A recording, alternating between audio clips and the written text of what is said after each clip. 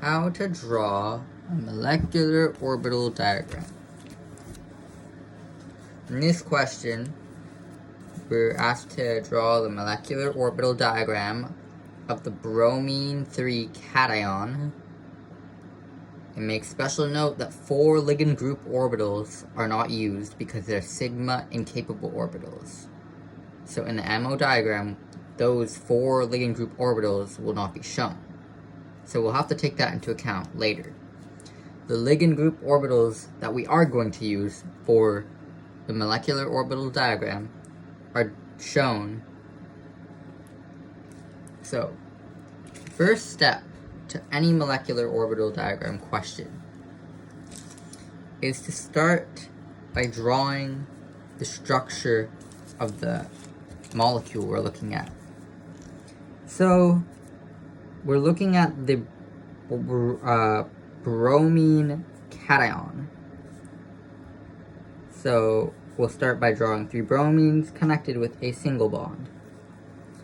Now we're going to add the electrons. Well, first, before adding the electrons, we'll calculate how many electrons there should be. For bromine 3+, well, each bromine has 7 electrons, and there's 3 bromines, so 7 times 3. The positive charge indicates that 1 electron was removed, making a positive charge. So 7 times 3 minus 1 equals 20 electrons. So we'll add 20, make sure that 20 electrons are in our molecule. So we're going to add a full octet around the bromine substituents.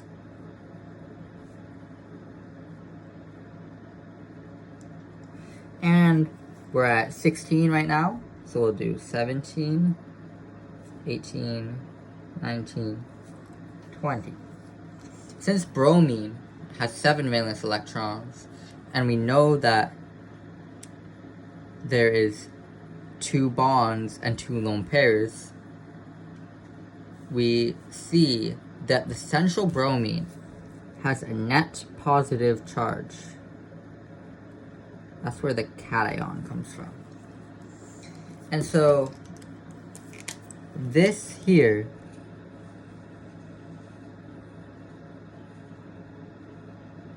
is a structure with the charge.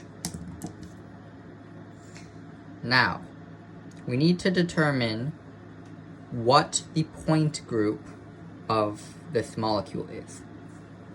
So, if we look directly down the central bromine, we can see that there is a C2 axis of rotation.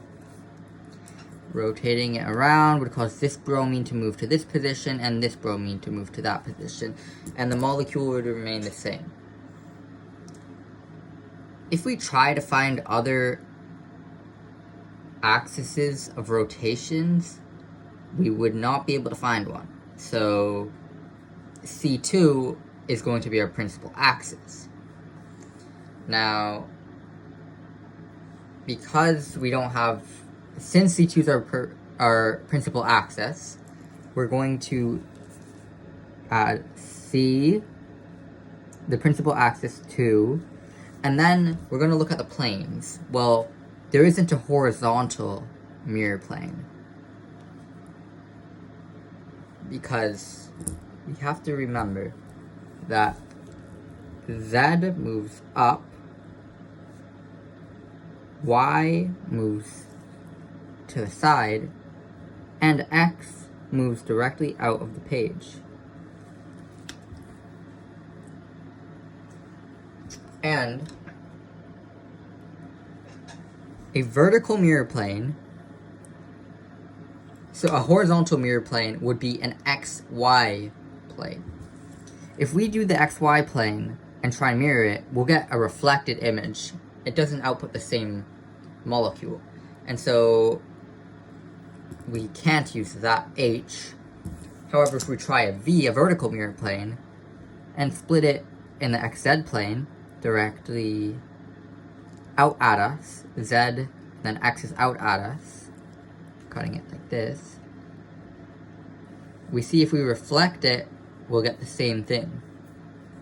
Therefore, this is a C2V point group. Since it's C2V point group, we use the C2V, we're going to need to use the C2V Mulliken symbols. So we have an A1, an A2, B1, and a B2. And then we have the identity. We have C2, sigma V, and sigma V prime. A1, this is just a table. You would be given this with your question, whether it's an exam or midterm quiz, etc. You'll have access to this because you're not expected to memorize this. At least I wasn't expected to memorize this. That'd be kind of crazy.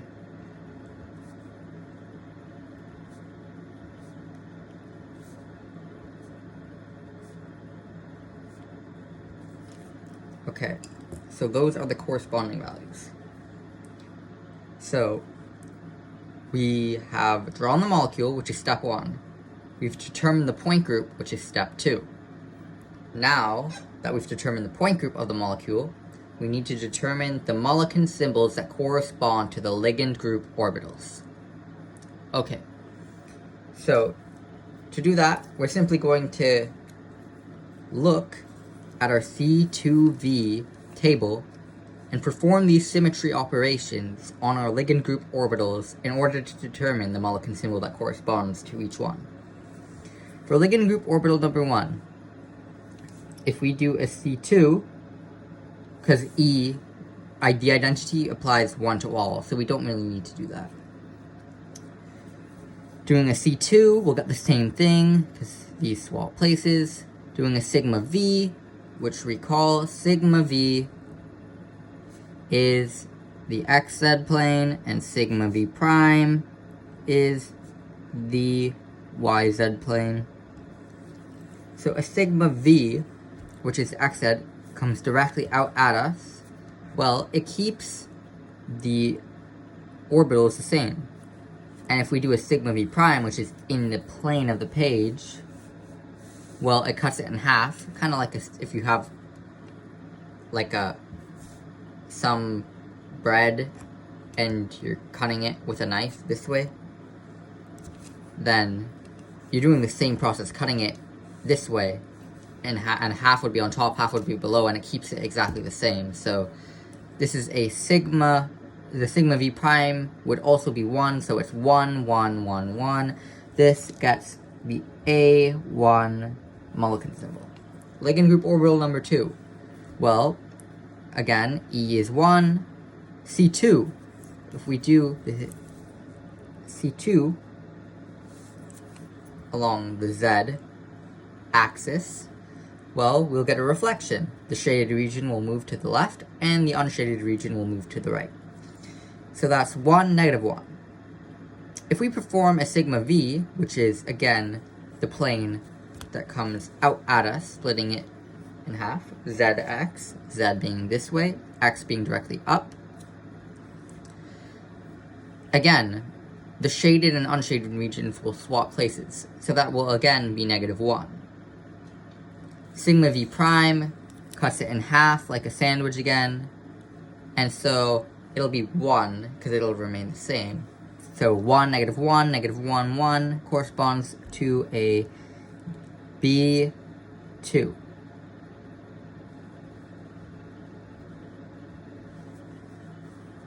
Ligand group 3. Okay, well, obviously 1 for E. C2, it is seen because the unshaded region, the shaded regions in both lie on the very bottom, so if we swap places, it's going to remain the same. So C2, again, will be 1. If we do a sigma V, which is directly out at us, and swap the places, it's again going to be 1. These two will swap places. It's the same orbital designation. And sigma V prime in the plane of the page, cutting it like a sandwich, is going to remain in the same thing. And so, this is 1, 1, 1, 1. This is going to get the A1 symmetry, A1 Mulliken symbol. Ligand group 4. 1 for identity. C2 is going to be -1 because you see that it's out of phase here, so it'll swap places and the shaded region will be, that's in the top here, will now be here, and vice versa. For sigma V, again, the same thing occurs. If we cut it in half through this mirror plane that comes directly out towards us, well, it's going to swap places, so it's 1, -1, -1, and then sigma V prime cutting it like a sandwich, again, it's going to give 1, so it's B2. Okay, so that is the Mulliken symbols for the ligand group orbitals. Now, we need to also look at our atomic orbitals for the central atom. The central atom is the bromine, which is now highlighted in green. Looking directly to the electrons that are attached to the bromine, we see there's a 1 bond, 2 bonds, and 1 lone pair and two lone pairs. So the way I like to choose to designate the hybridization is counting either bonds or lone pairs, sigma bonds that is, sigma bonds or lone pairs in this fashion. SP13. So this is SP, I don't know why I said 1. S, P1, P2, P3.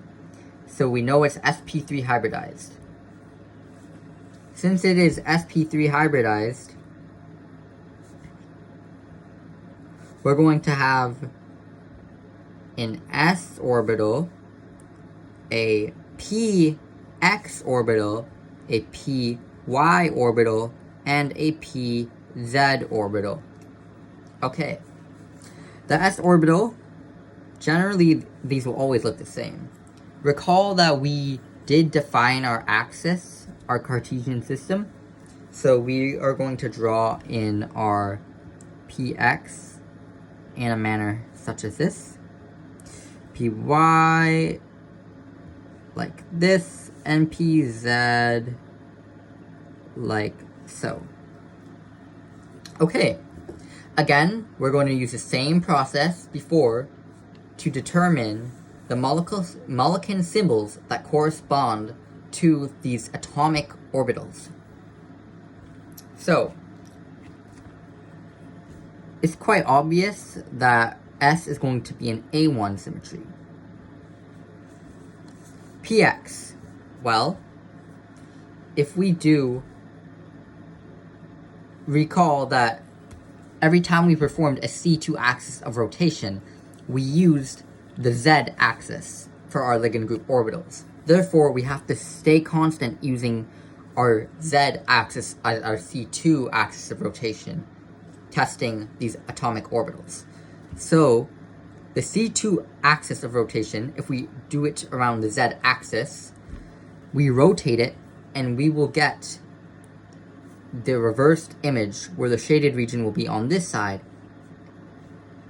and the unshaded region will be down here. So this is -1 for the C2 column. Sigma V, the XZ plane.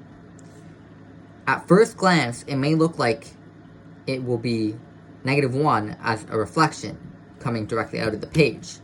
However, we have to recall that since we drew out of the page for this series in this manner on an angle, the XZ plane really lies right here, cutting the molecule in half. And so it would remain the same, being cut in half. Therefore, it's going to be a 1 for the sigma V. So 1, just double checking that I explained this. So yeah, 1, -1, 1, and now sigma v prime, which is cutting it in the plane.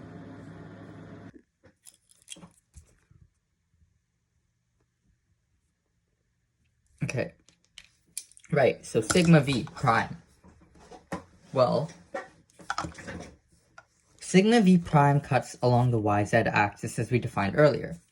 Recall that the px orbital is going to be coming out of the page at us. It's drawn on an angle simply because we cannot show the 3 dimensions in a 2-dimensional space. But you can imagine that if we were to cut this in half along sigma v prime, putting the plane directly on this node, we'd have something like this, where the unshaded region, it looks shaded, but it's not shaded here. This one is shaded. This unshaded region, because it's like this, is in front of the mirror plane, while the shaded region is behind the mirror plane. Reflecting that over would result in the opposite occurring, and therefore sigma v prime would be denoted as a -1. And so we have 1, -1, 1, -1, which corresponds to the B1 Mulliken symbol. Okay. For Py, if we do our C2 axis of rotation along the z-axis, then we will result in a -1 because it reflects and reverses what we see here. The shaded region will move to the left, while the unshaded region moves to the right. Sigma v is the plane that comes directly out towards us, like so. If we cut it there, the shaded region will move to the left, the unshaded region will move to the right, and so this is going to be -1, and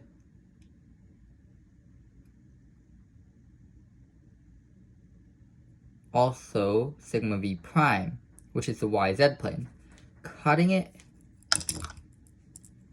along the plane like a sandwich where you have 2 slices of bread and then you cut in between. It's going to result in the same image, and therefore this is going to be a +1. So 1, -1, -1, +1 gives B2.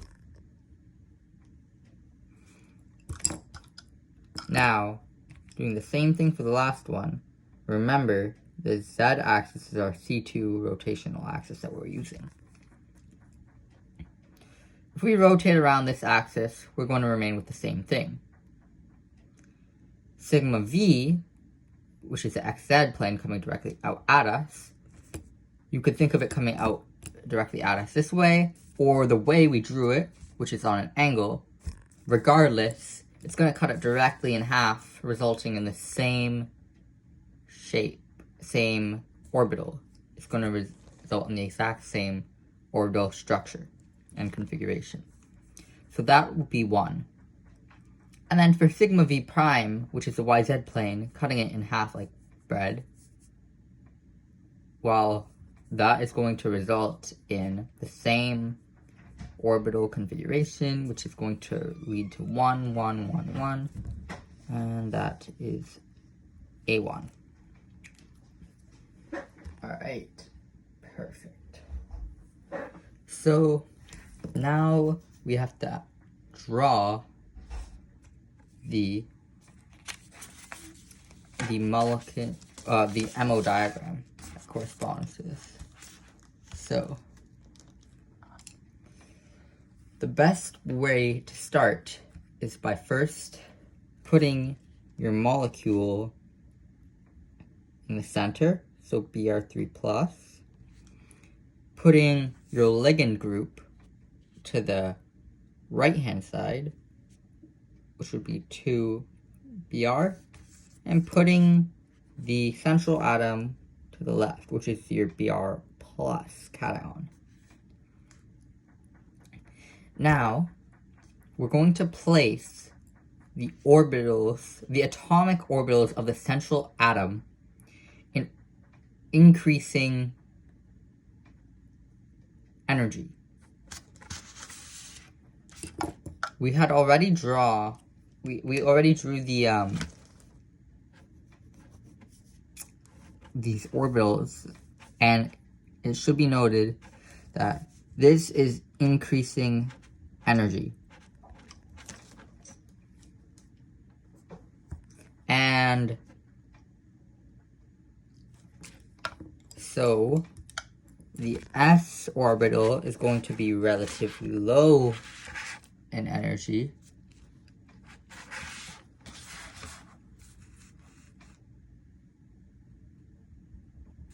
And we put the molecule symbol that corresponds to that right beside it, A1.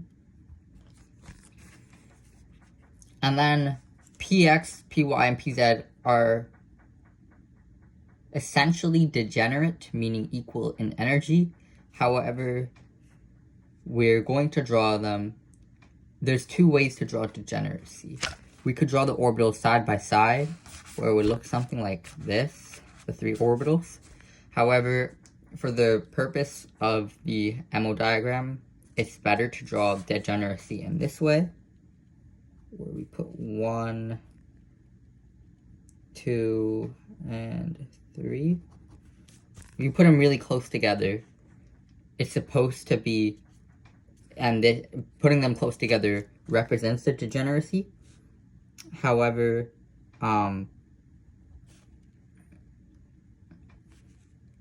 you make sure you have enough space to draw the molecule symbol that right beside it that corresponds to the energy level. So S and then Px, Py, Pz is kind of ambiguous, this whole concept of where the orbitals go. So, but the general idea, the general concept will remain constant, where like S is lower in energy than the P, which the P orbitals will all be degenerate.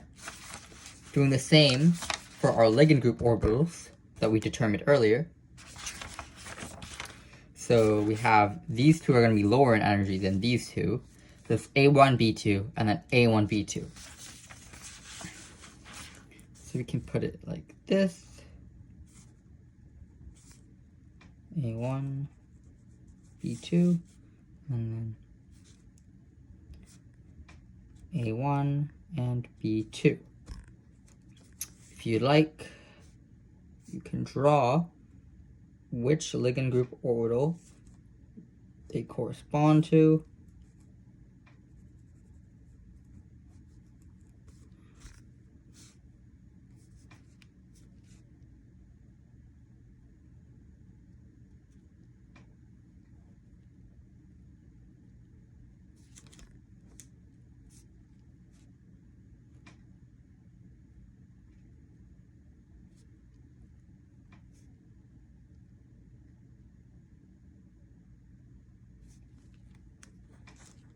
Okay, now we're going to draw the corresponding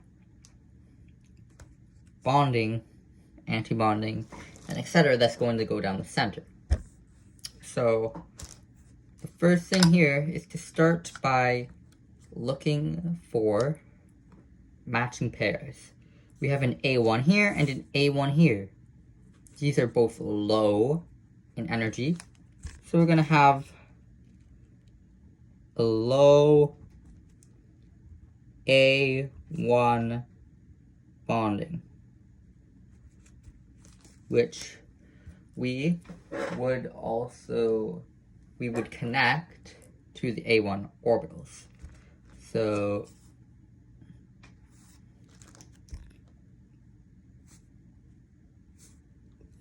so.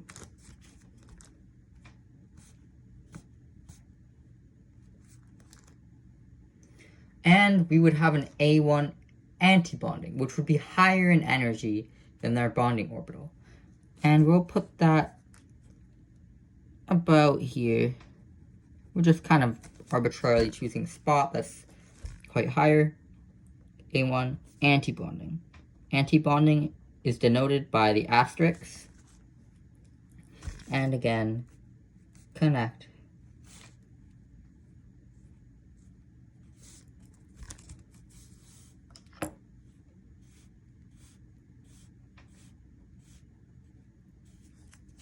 Like that. Okay. Now, we notice that we have another pair of A1s on both sides. So that's going to be another A1 bonding and another A1 antibonding. These two are high in energy. And so, however, the antibonding of this A1 is going to be higher in energy than the bonding of this A1. So we're going to draw our A1 bonding here.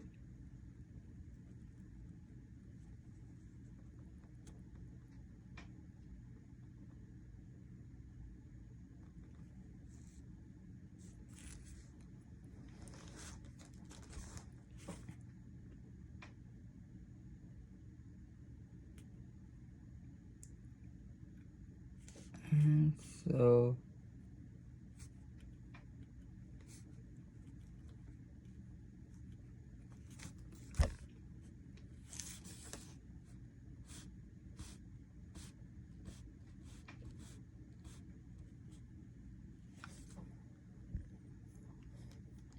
and then we're going to have an A1 antibonding, which is going to be high in energy.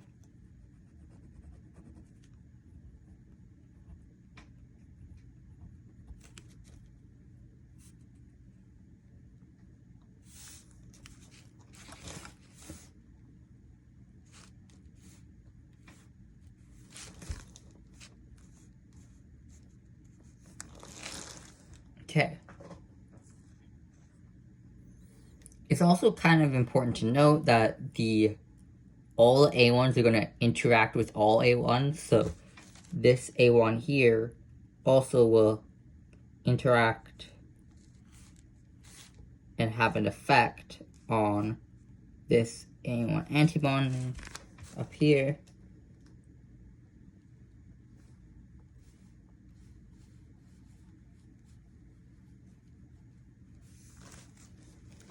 And that's kind of generally will show the relationship of the lower energy having an effect on the higher energy. That's what the most important relationship that we're going to show. So the direct relationships, and then the lower affecting the high antibonding. Okay, now we have the B2. We have a B2 here and a B2 there. These are both relatively high in energy.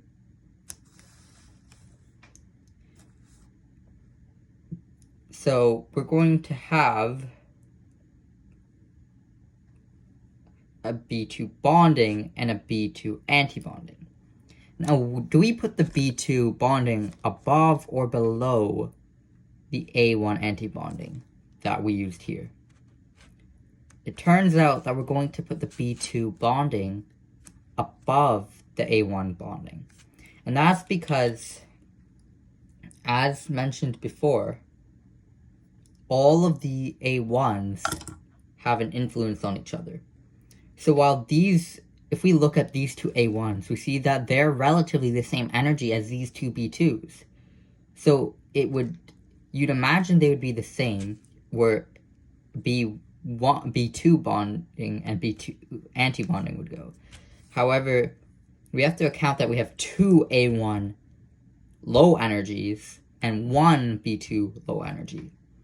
So the two A1 low energies drags the energy of the A1 down to a further extent than the one B2 energy that we have dragging it down.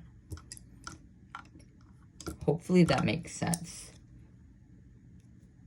Perhaps if I do draw the additional lines here, it will help make sense. This is for the bonding.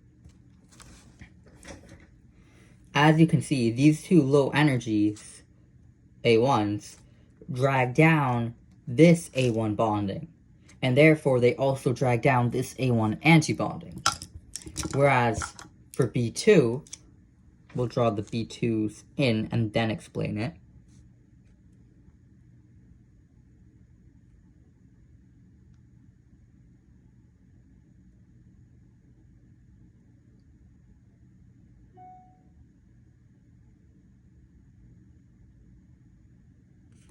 So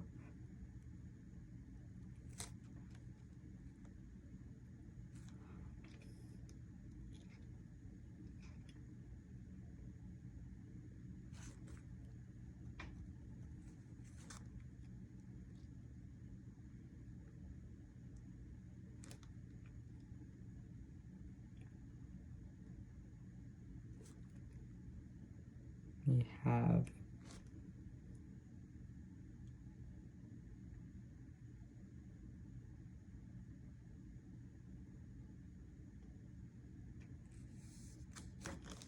let's start with the anti-bonding. We're going to have the B2 anti-bonding.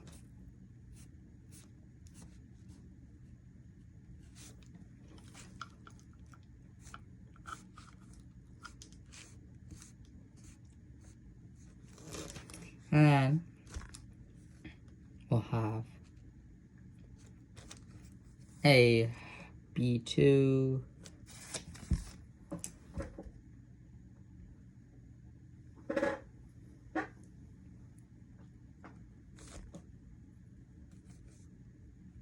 bonding.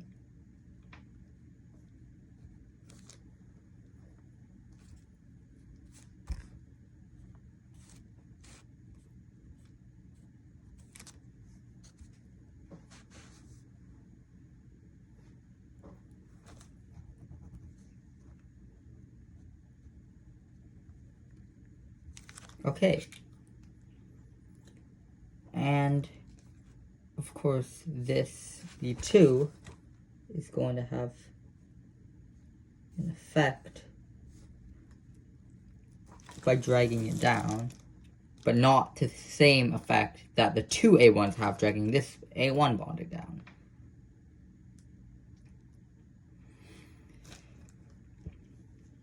It's also worth noting that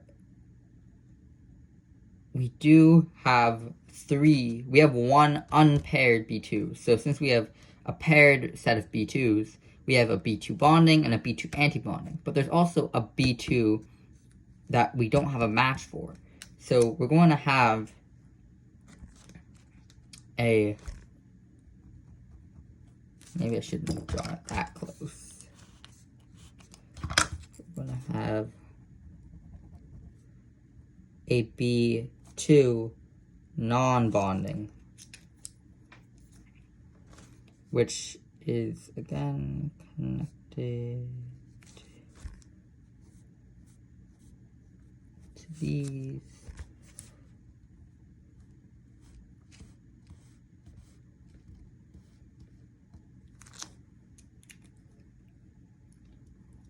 Finally, we have our B1.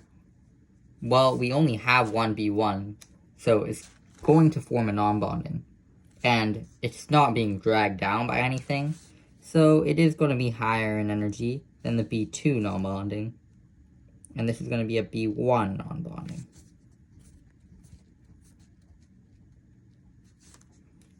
Okay. Now, almost done. Final step is to draw in our electrons.